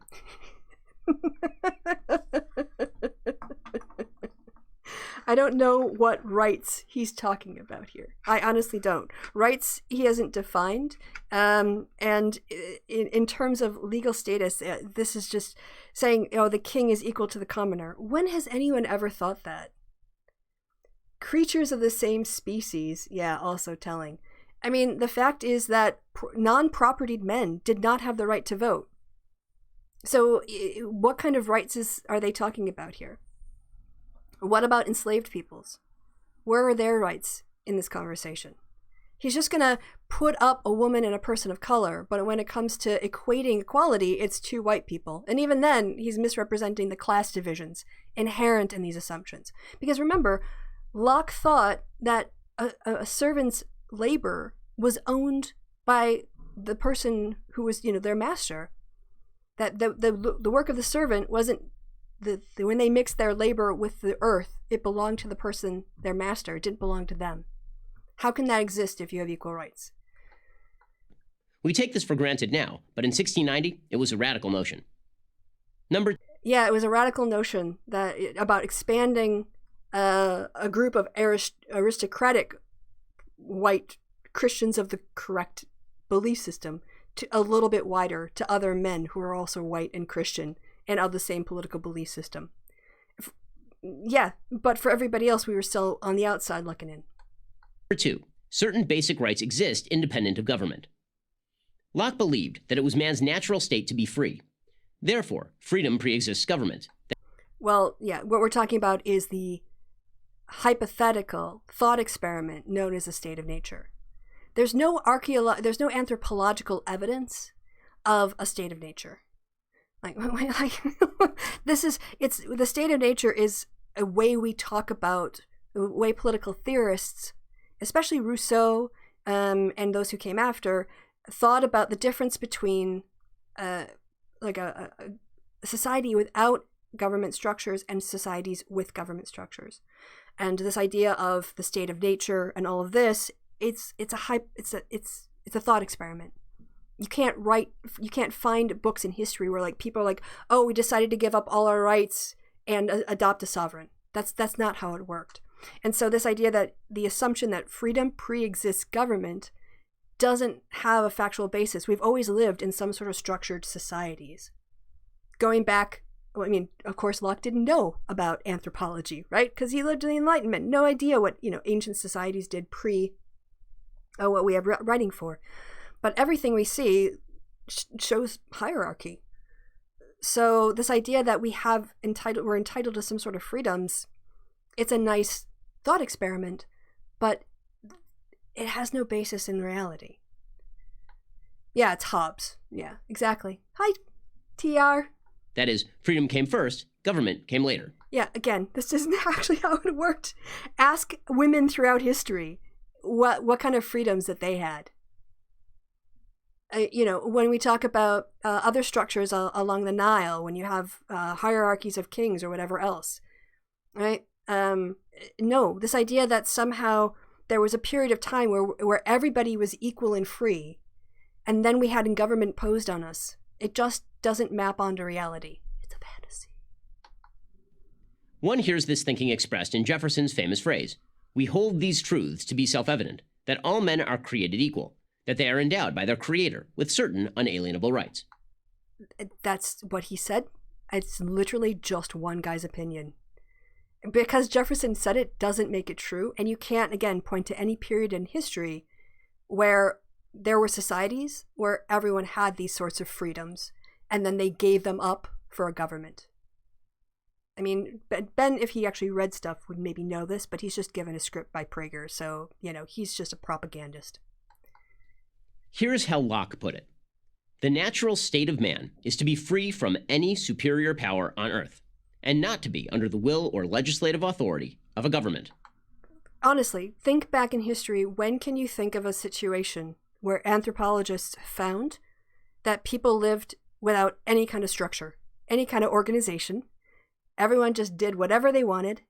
Women could do whatever they wanted. They were totally free. Kids could do whatever they wanted. They were totally free. And then kids went, oh, you know what? I think I'm just going to submit myself to the authority of my parents, and women just collectively went, yes, we're just going to submit ourselves to the unjustified authority of men. And men were like, okay, we're going to, just submit ourselves to this one person, this one guy over here that we've elected king. That shift never took place. Presenting these things as if they were real is part of the white supremacist mythology. So. As rational human beings, Locke contended. Yeah, so, sorry, as Lucky Wanderer says, when have we ever been free? We have always lived in a society, Ben. Even if there isn't government, there were always systems of government, or structures of power, I would say. Even if there weren't systems of government, there were structures of power. And they were primarily based on violence. Either, enforcement of minority beliefs, like when Christians came along and started persecuting people. The oldest one, of course, I would argue, is unjustified patriarchal structures. And that is definitely based in violence. The fact that on the aggregate men are physically bigger and therefore they can do violence to women is, in my opinion, the justification for men being the heads of things. It's because if you challenge me, I'll beat the crap out of you. That's where I get my power. That's where I get my justification for authority, is that if you get out of line, I'm going to thump you. And if you get out of line enough times, I'll just kill you. And you know what? All my buddies are going to back me up on this. Because if you get uppity as a woman and you give that as a bad example, then their women are going to get up. So we're all invested in maintaining this unjustified hierarchy. In fact, let's put it into the mouth of our gods to make sure that it's not only unquestionable and divine, but it is a virtue to submit to my power. It shows how godly you are as a woman, if I'm your husband. When you are obedient to me, this makes God happy. That's how you really institute, make permanent, unjustified hierarchy and submission in a group. We have the liberty, whether king or commoner, to think and act as we wish. Again, in a colonial America, let's go. I already went through all the groups that didn't have these rights and didn't have these abilities and were explicitly excluded from them. But Ben's not going to mention those groups because that's not in the interest of white supremacy. So long as we harm no one else. Harm no one else. Does that include denying them their rights of life, liberty, and the pursuit of happiness or property? Because it seems to me a governmental system that actively prevents people from attaining any of those is itself a harm.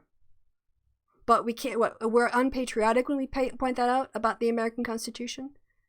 Oh, wait a minute. Instead of celebrating and identifying with the oppressors, we start to identify with the oppressed and seeing the gap between what was said and what was practiced. That's reflective patriotism as opposed to blind patriotism. Number 3, government exists to protect those rights. Like the rights of slaveholders. Like the rights of propertied men who didn't want the lower classes or even white women to have a say in the laws that govern them. So whose rights was the U.S. government really protecting? A very small class.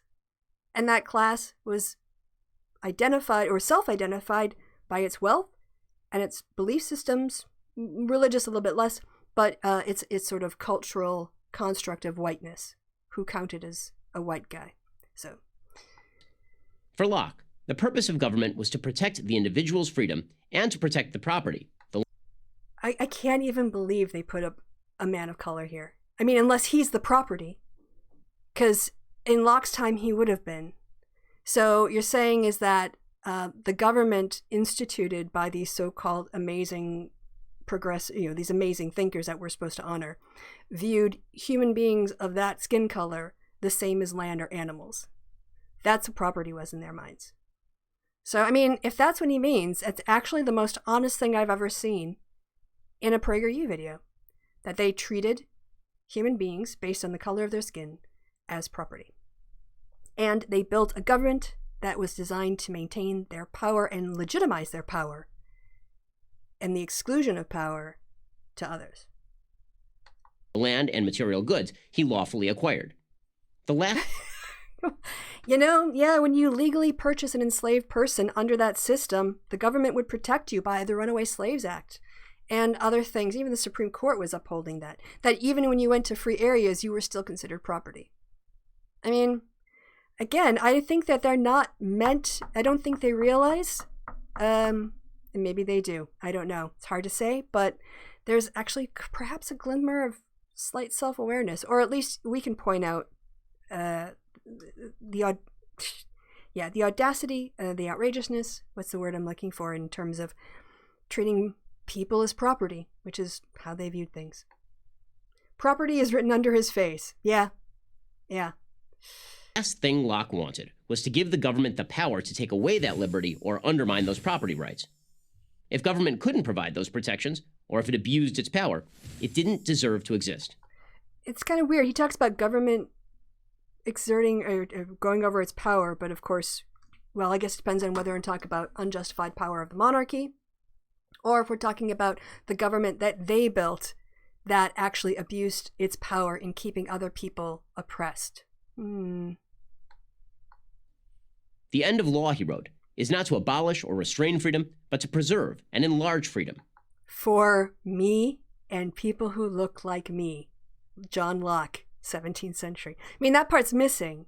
But again, there is this assumption that anyone who, as a woman, despite the fact that I would not be included had I been alive at this time, I'm supposed to identify with Locke.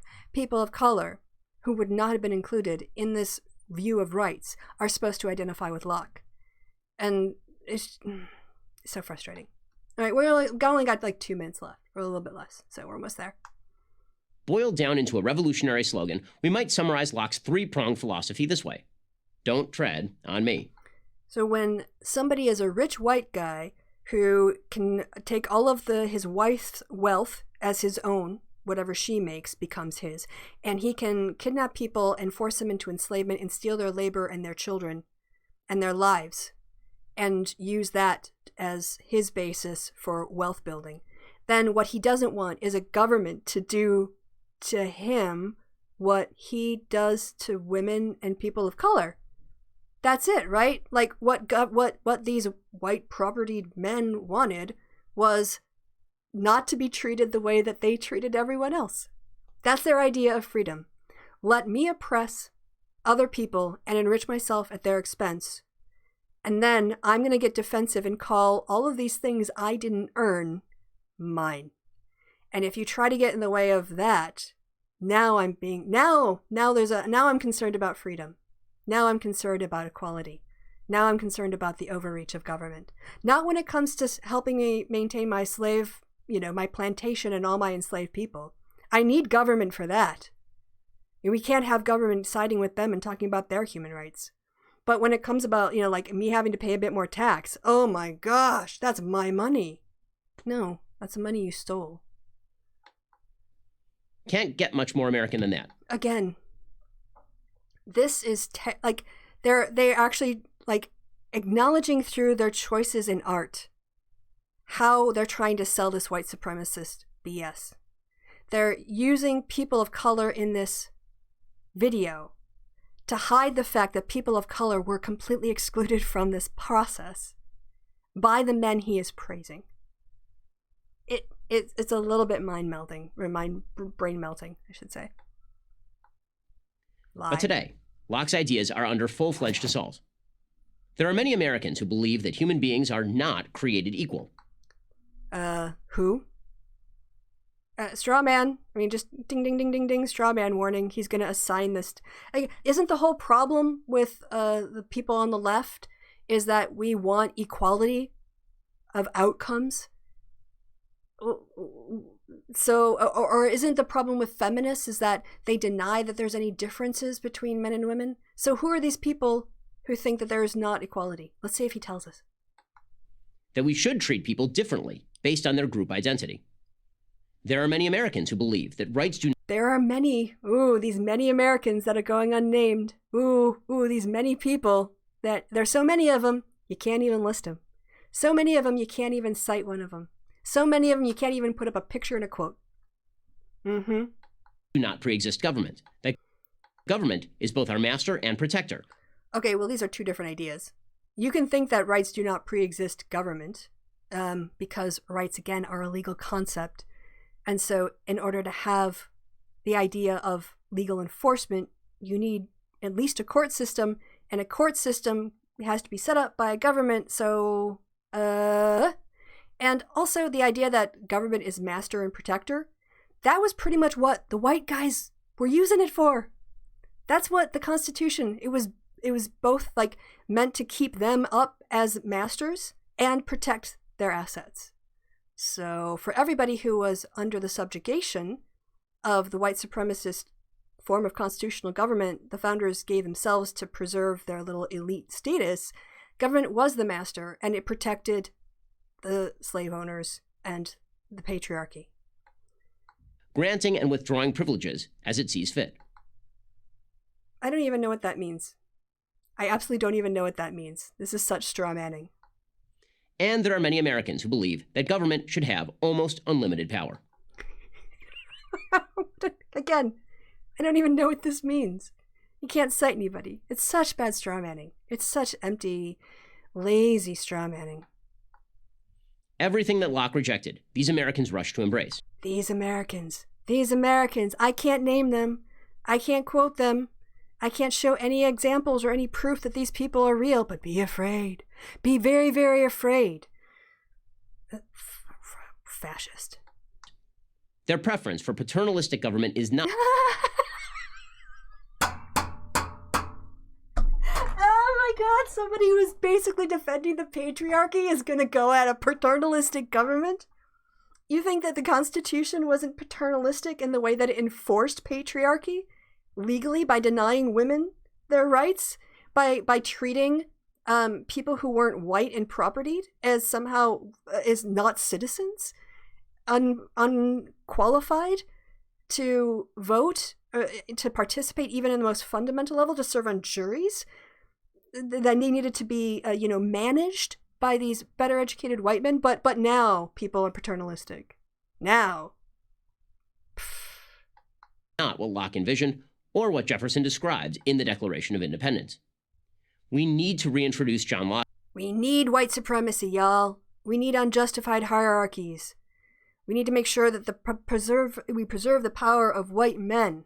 And that even if, we have to extend white men's power out to other groups, it has to be on our terms. We can't rethink what we mean by freedom. We can't redefine what we understand rights to be, or the source of rights, or the normative frameworks. We have to find our moral compass in people who denied most of the human race, their humanity. Those are the people. Jefferson, the man who maintained a woman in sexual servitude and had children by her and let them work as slaves, even though it was like house slaves, so, lighter work. And when two of them ran away, he didn't report them as runaways. That was Jefferson showing that he really valued that their human rights, that they were endowed with rights by their creator, that they had a right to life, liberty, and the pursuit of happiness or property. GTFO. Locke and his ideas to a nation that has become increasingly blind to fundamental elements of its own history. Who is blind to fundamental elements of their own history, Ben? Really? Really? I didn't even have to work that hard. I did no preparation. I think I watched the first 30 seconds of this video. Then I read up a little bit on JSTOR on some of the ideas of Locke to check up on his views on, hierarchies. In particular, I was interested in his description of how laborers, the fruits of their laborers' labor doesn't belong to them, and justifying that. So who's blind to fundamental elements of their own history? And character. Because if we lose Locke, we lose America. If we don't make sure our values are grounded in someone who did not believe in fundamental human equality, we lose America. That says a lot, doesn't it? Doesn't it? I'm Ben Shapiro for Prager University. I'm Ben Shapiro, and I'm a fascist propagandist, is what it should say. And it's not a university. It's PragerCon. All right. Well, I hope you guys found that, I don't know.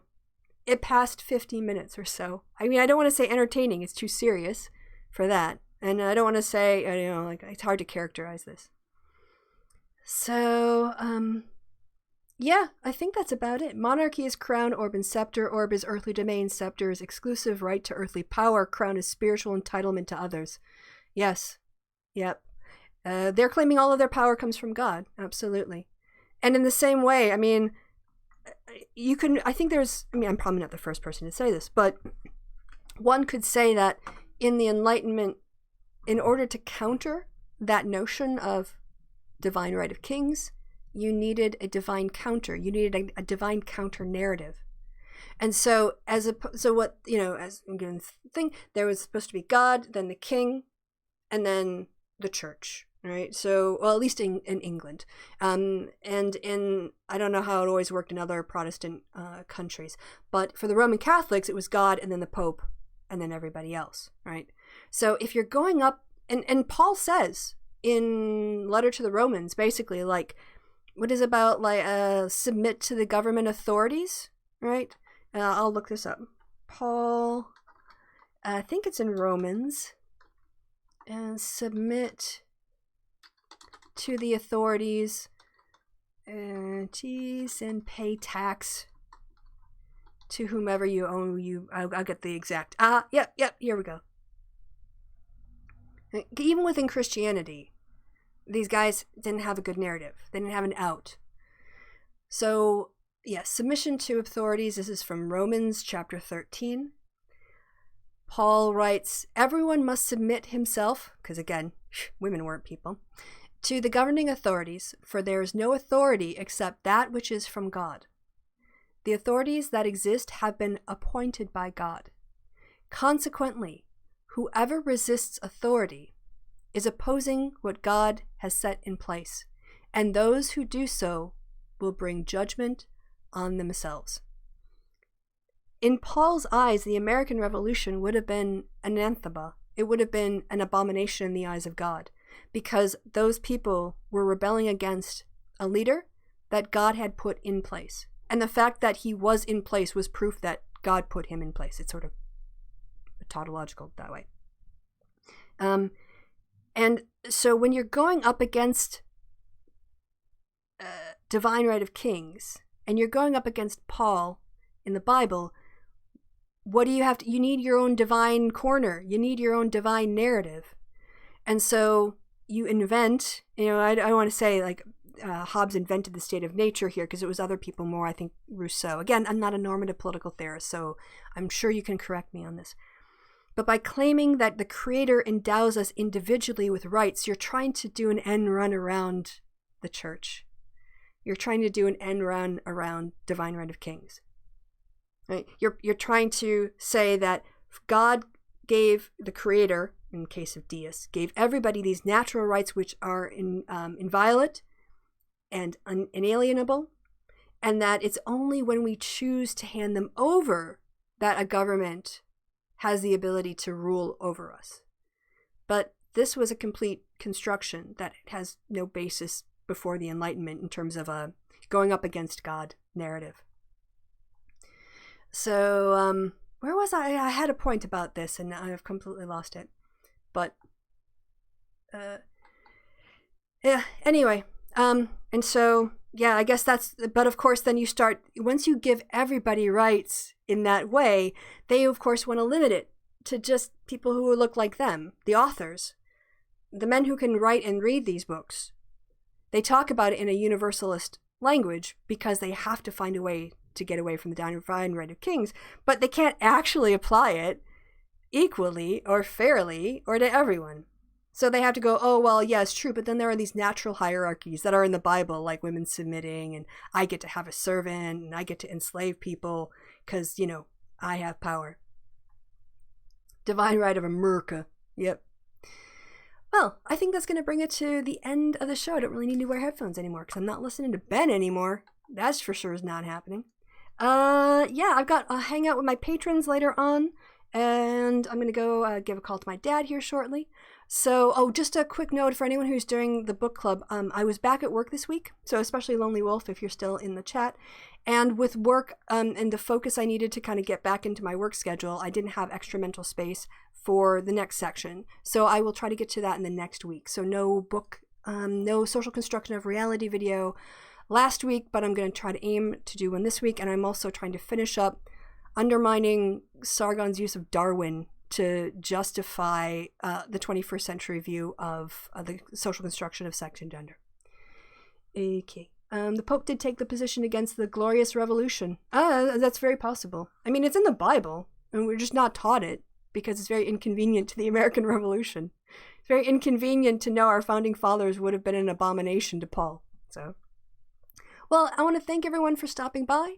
Appreciate your time and attention, your participation in the chat. I do appreciate you guys also who are people who are fact-checking me and giving me other things to think about and comments to laugh at. I appreciate you very much. Until next Sunday, or the next happy hour, or the next time you watch me play D&D. I've been Christy, and you guys have all been awesome. Really appreciate y'all. And until next time, I guess, what do I say? I've been Christy, you've been awesome.